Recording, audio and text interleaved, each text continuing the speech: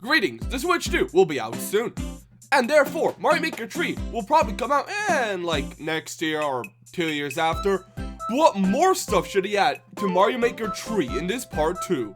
Well, let's start with 1. Starting off with a throwback feature, the weird mushroom and the costume mushroom from Mario Maker 1. These were removed for anyone's guess, but they were really fun power-ups, especially the weird mushroom for like really funny levels that were just like fun because Weird Mario jumped like high and moved weird.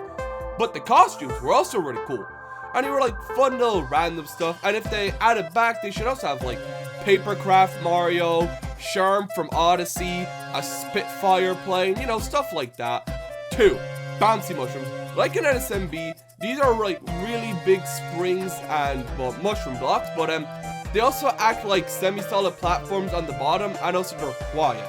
3. Ability to have stuff like pipes and bill blasters to go up and down, because that's seen in, well, a lot of the games, mostly the NSMB series, but shush. 4. Clouds.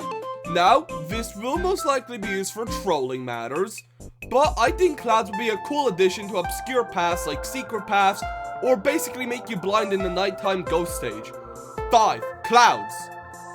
Again, but not the fog clouds, but the kind that you bounce on, or actually the 3 types of clouds. The normal platform, the one that just stands there but sinks a bit when you stand on it. The bouncy clouds, like in NSMBU, or the moving clouds, like in the NSMB series in general. 6. This one comes from the comments, from Peter the Kaiter, being timer clocks, and these would be cool for like speedrun type levels, or other types where you want to have a consistent thread going down, like how they're used in, well, the Galaxy series. 7. Circular rotating platforms. These come in many shapes and sizes, like the massive ones that are halfway off the screen, or the smaller ones mostly on the airship stages, and these will be pretty cool to see, and you'll be able to put like pipes in them or have blocks follow around them. 8. Yellow switches, because these are in basically every game, and these could do a few things like summon certain platforms, make things disappear, you know, stuff that they usually do. 9. Climbable poles.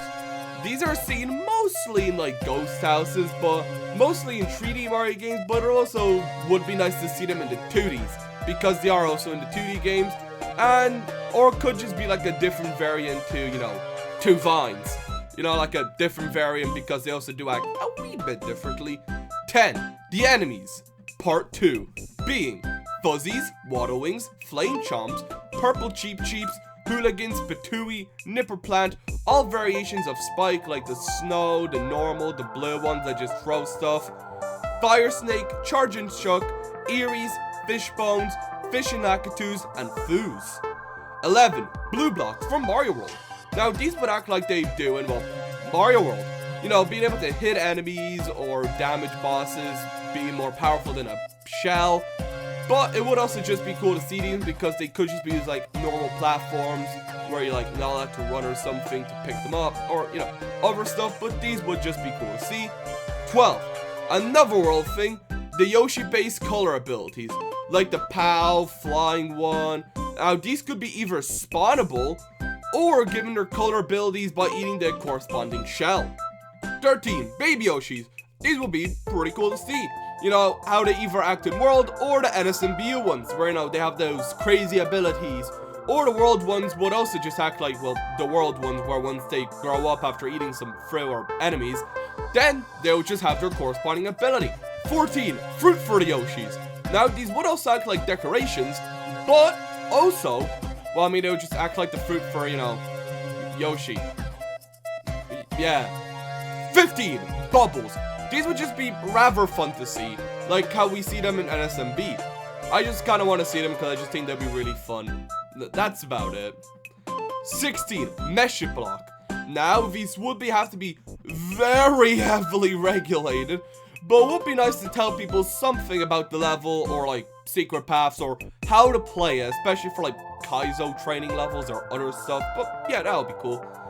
17. The spinning mushroom blocks from NSMB Wii. These would be frankly fun to see, either just the massive ones, the ones that you put on rails, or just the smaller ones that just spin around looking like, well, platforms. 18. More colors for blocks like mushrooms or breakables, like, you know, multiple colors, especially for the breakable blocks, like, come on. There's already a bunch of colors in game, why not allow us to use all of them? 19. Swaying blocks, like, swaying bridges or swaying mushrooms. And 20. More kinds of mushrooms, like the wobbly ones, the moving ones, the gear ones, the ones that rise when you step on them, and every other type of mushroom platform that we've seen in the Mario series. But after naming more kinds of mushrooms than I do know in real life, we come to the end of the video. If you have any other ideas, let me know in the comments, and if you like what you saw, like and subscribe, and if not, tell me why in the comments, and I'll see y'all later.